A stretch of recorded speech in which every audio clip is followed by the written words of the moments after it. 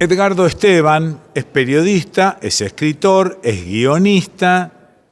Naciste en la provincia de Buenos Aires, pero no tengo aquí... Aedo. En Aedo. Morón. Bueno, ¿te criaste ahí o te fuiste de pequeñito a otra parte? No, fue mi barrio.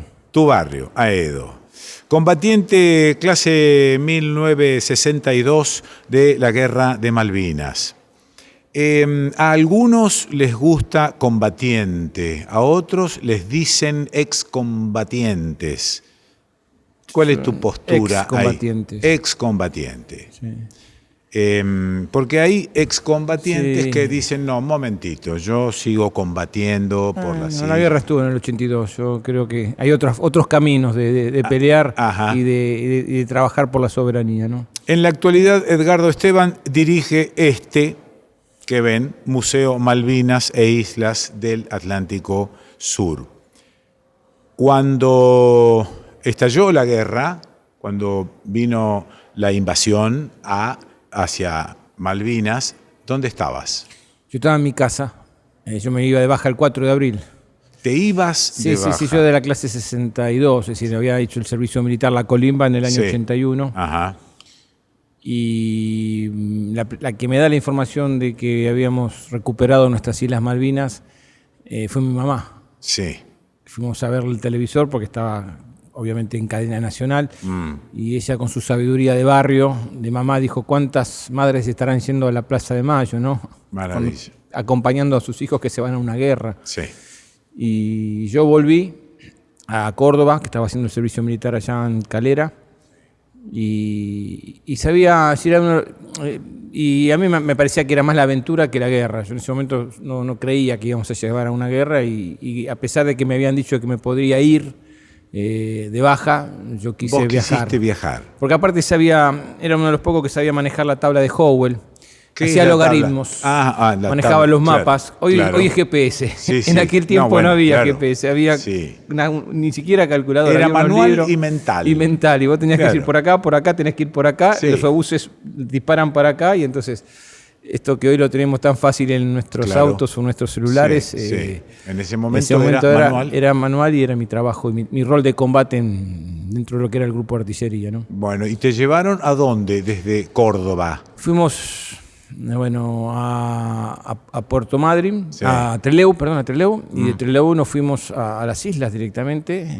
Nosotros salimos el 23 de abril, llegamos el 25 a nuestras Islas Malvinas a la noche, después de las 10 de la noche, y fue un momento muy raro, muy mágico, ¿no? Muy especial, porque a mí me gustaba la aventura y estar en esas islas, que era impensada para un pibe de barrio. No sentí el frío que después sí se iba a incorporar y que iba a estar a metido bajo la piel. Era el hecho de estar, ni la lluvia, ni la que había en ese momento, sino que era estar en ese lugar tan especial, que tanto se hablaba y que de alguna forma era parte de una historia y era parte de una construcción que después cambia todo, ¿no? Porque cuando aparece la primera bomba, el infierno aparece y ya lo que es la aventura comienza a ser parte de esa tragedia que es la guerra, ¿no? Claro. Y empezó el temor. Y empieza el miedo a la muerte, en una edad que vos no pensás en morir. ¿Quién piensa a esa edad en la muerte? Vos pensás en vivir, en mirar hacia el futuro, pero ahí te la presentan y te queda clavada, ¿no? Te queda marcada a fuego y no se te va nunca más. No solo marcada a fuego, sino que 40 años después estás dirigiendo este museo que es de Malvinas y que es de aquello que comenzó como una aventura, pero se transformó en parte de tu vida. Sí, que yo a veces digo, bueno, ya está, ya dije lo que tenía que hacer, y escribí 2 libros, hice una película, como hicimos con Tristán, Bauer. Amo mi profesión, que es la del periodista. Yo hace 39 años que soy periodista. Empecé con Alfonsín, el día que ganan las elecciones empecé a trabajar en Radio del Plata, entonces en mi vida también el periodismo, y fue mi refugio, fue mi gran cura también, ¿no? De lo que significaba el dolor de la guerra en aquella edad, ¿no? Escribir el periodismo y después volver a Malvinas en el 99, que fui el primer excombatiente que volvía con aquella delegación que volvía cuando se lo detuvo a Pinochet en el Reino Unido. Fueron como los elementos que yo puedo decir, quedó la guerra atrás, hay un presente, pude exorcizar mis fantasmas y pude apostar por la vida. Yo soy un gran amante de la vida, apuesto a la vida, es muy contradictorio, porque ahora volví a retomar poesía como parte de esa escritura y hablo todo el tiempo de la tragedia, de la muerte, del dolor, pero mi vida está rodeada de vida, ¿no? Porque sé que también me voy a morir, porque lo conocí cuando tenía una edad que no correspondía, pero estar en este lugar fue un gran desafío, no lo esperaba. Había que poner de pie a la causa Malvinas, porque aparte es un museo que no tiene armas, es un museo que no es de guerra, es el único museo de historia de Malvinas. Ajá. Y habla de los 502 años desde el primer avistaje a lo que fue también todo el proceso de la usurpación y estos 189 años de reclamo. Sí. Y es un museo que habla de la flora, de la fauna, habla del pensamiento, ¿no? Acá lo tenemos a José Hernández, lo tenemos a Marechal, lo tenemos a Scalabrini Ortiz, lo tenemos a Alfredo Palacios, es decir, aquellos hombres que también, y aquellas mujeres que lucharon por la causa Malvinas y que tienen esa pertenencia y esa identidad. Tenemos este avión maravilloso de Miguel Fitzgerald, que hizo una hazaña de ir con una caña de tacuara, una bandera argentina, y le una proclama, y según dice, vino Biasati un día y dijo, este avión era el que usábamos en Crónica, y Fitzgerald fue el piloto de Héctor Ricardo García durante 20 años. Ajá. Y después tenemos la bandera argentina que llevaron los cóndores. Tiene el nombre de Bernet, que fue el primer gobernador. El primer gobernador, y que poco se conoce de ese tiempo, donde había 150 personas, donde había descendientes de los pueblos originarios, de los pueblos afrodescendientes, donde había una comandancia, donde había un piano, había una biblioteca, había una actividad social, hubo un registro civil, nació una ciudadana que fue registrada como Matilde, que después se nombró Matilde Malvinas Bernet, pero había una comunidad. Habían llevado las primeras ovejas que todavía existen hoy en nuestras islas y que fue llevadas por Bernet. Es decir, había todo un proceso que después fue atacada primero por los norteamericanos, que les facilitaron a los británicos en 1833 recuperar con cierta facilidad las islas porque estaba diezmada esa población, pero que de alguna forma ya estaba en un camino de nuestro territorio. El hecho de que no sea un museo de guerra, ¿le cambia la visión a los chicos? He visto escuelas enteras pasar por acá. Bueno, tuvimos 2 años de pandemia y esto debe haber estado semicerrado. Yo creo que, viste como la definición del periodista, ¿no? Que es como un gran océano con 1 centímetro de profundidad, que hablamos de todo, sabemos de todo, pero no profundizamos en nada. Y con Malvinas creo que pasa algo muy similar. Se habla mucho del 82, del conflicto bélico, de nuestros compañeros caídos, de nuestros héroes, pero poco se conoce de la historia, de esta larga historia de Malvinas. Y me parece que es un museo necesario para las y los jóvenes, para los estudiantes, para los extranjeros y las extranjeras, para las delegaciones internacionales que puedan conocer esta parte de la Argentina. Me parece que está en un lugar muy especial, que es este sitio de la memoria, en donde también se incorporó a Malvinas como parte de esa historia. Y me parece que no es menor, porque no se puede hablar de lo que no se conoce. Y creo que todavía tenemos que trabajar mucho por la causa Malvinas. Y tampoco se puede amar lo que no se conoce. No, porque no hay un pueblo, por más pequeño que sea, que no tenga una simbología, un homenaje, una plaza, un monolito, una escuela, un lugar con Malvinas. Pero hablamos de Malvinas como algo que es parte de nuestra identidad. Con un amigo querido como es Pedro Saborido, definimos que Malvinas es el rescate de lo colectivo, ¿no? Este Malvinas nos une como consigna de este tiempo, es parte de esa construcción, de esa transversalidad, ¿no? Desde la extrema izquierda a la extrema derecha, todos tenemos a Malvinas como parte de nuestra pertenencia. Pues si todos, realmente involucrás a todos. No, hay algunos. Yo soy muy crítico con esto. Hay algunos pensamientos, pero hay como una cuestión, es como la selección argentina. Hay olvidos, ¿no? También. Sí, pero hay grandes olvidos con Malvinas. Y no sé si todos los que hablamos de Malvinas iríamos a vivir a las islas y las recuperamos. O hablamos de esta cuestión de las efemérides ahora por los 40 años. Y hay gente, y hay intelectuales que lo niegan y con total libertad y total impunidad y descalifican los que tenemos ese pensamiento y dicen son 2 islitas, pero ahí en esas 2 islitas de 11.400 kilómetros cuadrados está la base más grande del hemisferio sur, aliada de la OTAN. Están construyendo un puerto de agua profunda.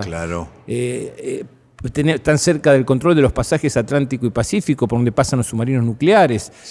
Los británicos en el 82 trajeron armamento nuclear, que todavía no sabemos si están o no están en nuestras islas. Pero con eso que estás describiendo, ¿vos creés que los británicos van a soltar las islas? Sí, pero nosotros no podemos resignarnos. No, está bien.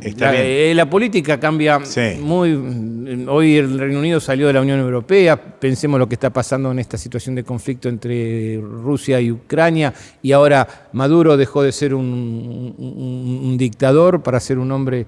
Entonces me parece que la política, como decía Maquiavelo, es el arte de lo posible. Y en esa construcción hay que primero tener convicciones. trabajar para esa construcción, porque Malvinas también es América Latina.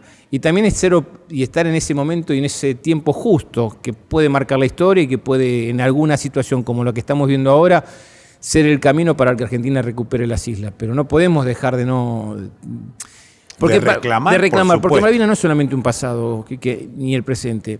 Desde el 83 hasta el año pasado se recaudaron de regalías pesqueras por nuestro calamar, que se pesca de forma ilegal por barcos españoles fundamentalmente, taiwaneses, chinos, 160.000 millones de dólares. Por eso están los ingleses ahí haciendo negocio. ¿Cuántas escuelas? ¿Cuántos hospitales? ¿Cuántas rutas? ¿Cuánto menos se le hubiese pedido al Fondo Monetario Internacional? Entonces no es solamente el amor, la pertenencia, la identidad. Es una realidad porque es nuestro mar austral, nuestro desarrollo. Acá abajo está una muestra que es de los 70 años del Instituto Antártico. Durante el gobierno de Juan Domingo Perón, antes de llegar Perón en el 46 como presidente, había una sola base científica desde 1904. En esos 9 años que estuvo Perón, y por eso hicimos esta construcción de soberanía también que tiene que ver con la Antártida, Perón hizo 8 bases científicas, 23 refugios de verano, compró el primer rompehielos, creó el Instituto Antártico, la Dirección Nacional del Antártico, hizo el mapa bicontinental, ese que teníamos en la escuela con la porción al costado, el triángulo. Que era chiquitito. Y desarrolló la Marina Mercante. Y generó una marina mercante que todavía hoy se habla. Entonces, eso es trabajar sobre la soberanía. Eso no es solamente el romanticismo, es generar política de Estado, que es lo difícil. Pero Malvinas debería estar por encima de las grietas, de los odios, de las cuestiones políticas y trabajar como una cuestión de pertenencia. Yo creo que hay 3 temas que son fundamentales en este tiempo. El ambiente sustentable, el tema de lo que es la lucha y la construcción con relación al género y a la violencia de género, y fundamentalmente también en lo que es esta causa y este lugar, en Malvinas. Me parece que en eso tenemos que tener cierta adultez y mirar de forma un poco más generosa mirando hacia el futuro, aunque sea una utopía, porque muchas de las cosas que vos planteás pueden ser utopías. Esto te iba a decir. Pero no podemos resignar esa lucha. No, yo estoy absolutamente seguro. Y que convivan dentro de la misma persona ideas contrapuestas. Por ejemplo, que esto es imposible, pero que todas las mañanas me pongo a laburar para ello. Bueno, esto vieja frase de Scott Fitzgerald, aconsejándonos que aceptemos tener 2 ideas contrapuestas. Pero por ahí yo escucho algunos mensajes y leo algunas cuestiones que me suenan demasiado optimistas. Acá la realidad es que tenemos un país que tiene hambre, que tenemos una soberanía que está hackeada no solamente en Malvinas, sino en el río Paraná, con sus puertos. No puedo llegar al lago Escondido porque hay un Luis que ha dicho que esto es mío, y hace años que eso es de él y no podemos llegar. Digamos, tenemos muchos problemas que se suman al problema de la soberanía. Esto es lo que me hace a mí desconfiar de ese optimismo. No, pero yo soy, es decir, trato de tener los pies en la tierra, comparto lo que vos decís, trato de tener sentido común, porque acá no es solamente cuando hablamos de Malvinas soberanía marítima o territorial, es cultural, es educativa, es económica, es fundamentalmente comunicacional, porque hay una manipulación cuando... Es decir, se habla, hay entrevistas que hacen al embajador británico hablando de los gatitos que tiene en la embajada, de la fiesta de Harry Potter, de la fiesta de Halloween. Había un periodista que había una foto de Churchill y otra foto de San Martín, y solo hablaron de Churchill. Y vos decís, San Martín, perdón. Entonces, ¿qué pasó? Es una cuestión de un debate que yo comparto, pero ojalá pueda haber flamear la celeste y blanca en Malvinas algún día. Creo que no lo voy a lograr. Pero por lo menos, si no, no estaría acá. Si no tuviera esa convicción de creer que estamos caminando para construir ese relato, porque el hambre también es nuestro mar austral.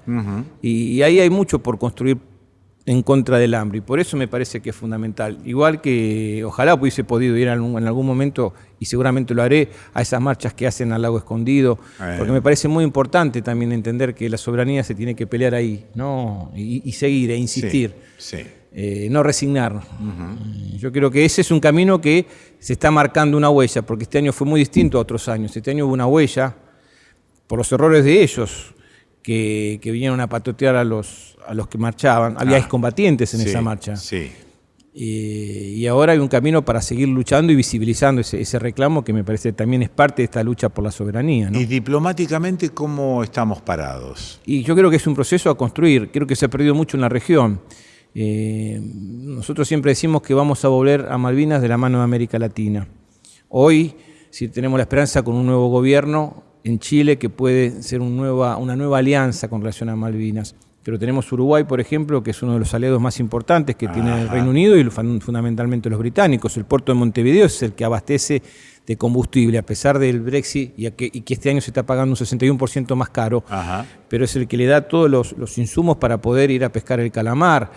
Hay un vínculo, y ahora están aterrizando aviones militares. En San Pablo. En San Pablo, en Montevideo, sí, y en Punta Arenas. Entonces me parece que lo importante es remarcar y reconstruir ese vínculo con la región, con los países del mundo, y tenemos que potenciar esa Secretaría de Malvinas que se pretendió sacar para que sea el espejo hacia afuera, porque no podemos construir lo que es la causa Malvinas si no apostamos a la cuestión, que es la diplomática, y que no es solamente ir todos los años a Naciones Unidas a pedir al Reino Unido que se siente a dialogar por la resolución 2065, sino es construir estos vínculos, es construir nuestro mar, es construir el desarrollo de la Antártida, es entender que Malvinas tiene que ser un eje para poder tener ese desarrollo de esa gran parte de nuestro territorio que está prácticamente abandonado o está aprovechado por otros países y que tenemos que marcarlo con mucha presencia y con un proyecto a futuro, ¿no? ¿Y cómo es el accionar de Estados Unidos en la región? Bueno, eso siempre fue... Porque, claro, hablas de la necesidad de la unión de la región y ellos hacen todo lo posible como para dividir, para reinar, digamos. En el 82 estaba el Tratado Interamericano de Ayuda Recíproca y ellos volvieron a su aliado de la OTAN. Le dieron la Ascensión, le dieron toda la estructura para poder tener el apoyo logístico para cruzar el Ecuador y venir por nuestras Islas Malvinas. Estados Unidos siempre hizo su conveniencia en la región y la sigue teniendo y ve... más en este contexto, las Islas Malvinas en estas manos y en esta realidad como una gran aliada de controlar no solamente el mar, sino lo que es la discusión a futuro de la Antártida, sus reservas alimenticias, sus reservas energéticas, pero fundamentalmente la mayor reserva de agua potable del planeta, que se está ahora cotizando en Wall Street, y que del otro lado tenemos a Australia y a Nueva Zelanda. Es decir, ellos están mirando ese continente que en algún momento va a ser presa y Estados Unidos está acompañando esa construcción. Entonces ellos están muy, muy preocupados, más en este contexto de las alianzas, porque en ese momento el gobierno de Galtieri, de la dictadura cívico-militar, como iba a las escuelas de las Américas y ayudaba en Centroamérica a todo lo que era la lucha contra la guerrilla nicaragüense o salvadoreña, hablaban maravilla Reagan de Galtieri. Pero como digo, en la contratapa de Iluminados por el Fuego, la guerra es un procedimiento por el cual hombres que no se conocen se ven obligados a matarse por hombres que sí se conocen y no se matan, porque ni Reagan, ni Galtieri, ni Thatcher se mataron, ¿no? Estaban y siguieron. Entonces me parece que la guerra es injusta, pero no podemos dejar de olvidar que un submarino británico, aliado de la OTAN, mató a 323 compañeros fuera de la zona de exclusión. Y que nosotros estamos todo el tiempo padeciendo esos radares y esa situación militar en una zona de paz y solidaridad como es nuestro Atlántico Sur. Me parece que tenemos que buscar esa construcción de aliados, pero uno ve a Estados Unidos que cambia según las circunstancias, ¿no? Y creo que lo que está pasando hoy con Venezuela, después de todo lo que se dijo de Venezuela, y ahora porque le necesitamos su petróleo, cambiamos la historia, me parece que eso es muy, muy injusto, pero creo que la historia... Pero eso retrasa la lucha, ¿no? Y obvio que retrasa mucho tiempo porque ellos están viendo que acá, es decir, somos territorio no confiables por estos tiempos, ¿no? Gracias, Edgardo, muy amable. No, gracias a vos, un gustazo.